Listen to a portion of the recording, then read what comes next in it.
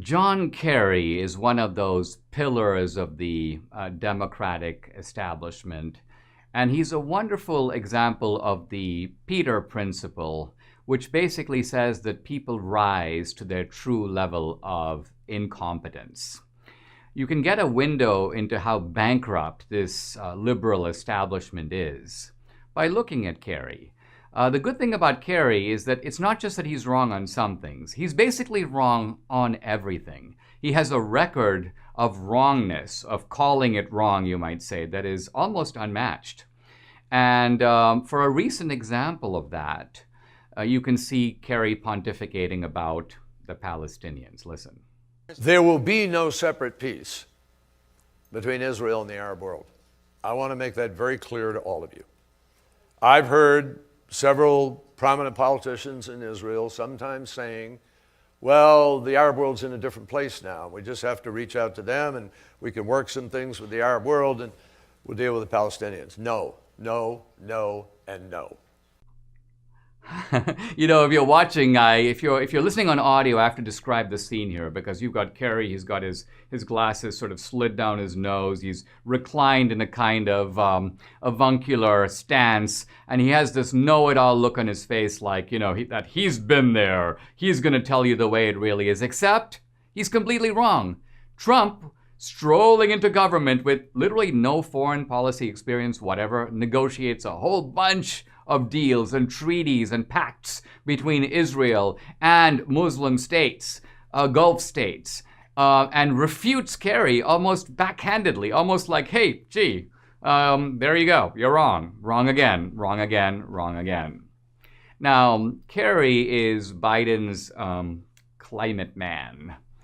And it's recently come to light that Kerry went to Iceland in 2019. And while telling all of us that the earth is in an existential crisis, humanity hangs in the balance, we've just got a few more years to get this right, otherwise we're going to be beyond repair, Kerry flies to Iceland in a private jet. Now, what's really amusing is what Kerry says when he's called on this. And some Republican senators have actually called him on it.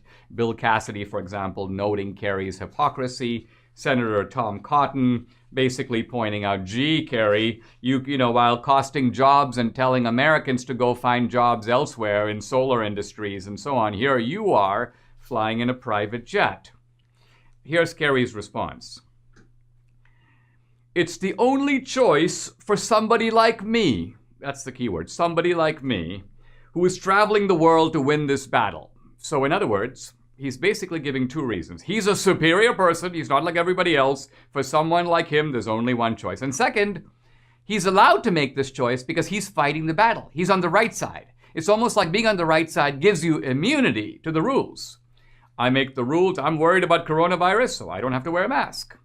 I want to take down the wall around the United States, but I can have one around my own house because, after all, somebody's like me needs special treatment. And then Kerry says this. And I believe the time it takes me to get somewhere, I can't sail across the ocean. I have to fly to meet with people and get things done. Wait, nobody told him to go to Iceland in a sailboat. The real issue is, why doesn't he fly commercial like everybody else? Why doesn't he put a bunch of people on the same plane instead of Kerry taking his own plane and adding on? Now, here's the point. It's not just that Kerry is a hypocrite. It really shows that deep down he knows there is no existential crisis. Why? Because anybody who thought that there was an existential crisis wouldn't act like this. Think about it this way. Let's say that you have a ranch and somebody tells you that there are outlaws surrounding your ranch and they've sounded the alarm and it's a real panic and they want to burn your ranch and take all your stuff and kill you and your family. And you tell your wife, you know what? I think I'll go out and take a walk.